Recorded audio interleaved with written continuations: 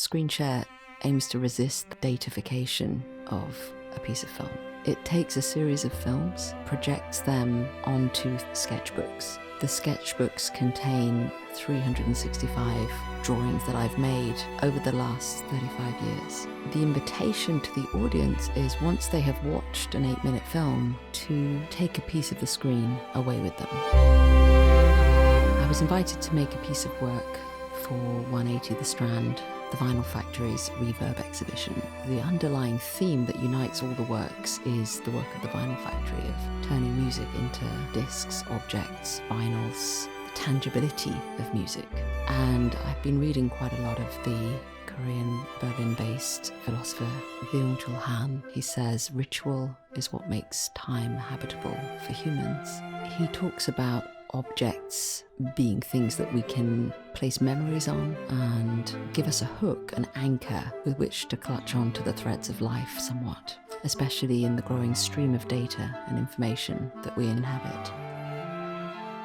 The use of the sketchbooks as a cinema screen is quite unique.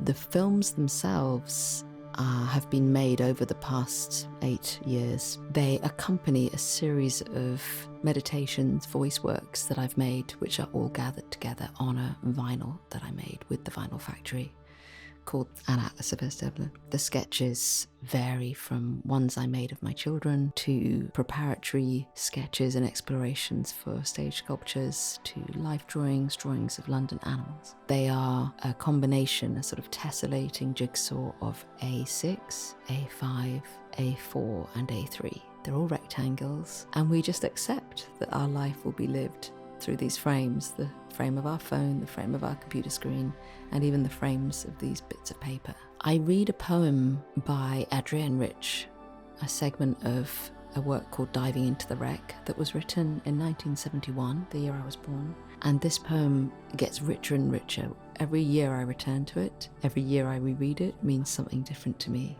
I have to learn alone to turn my body without force in the deep element.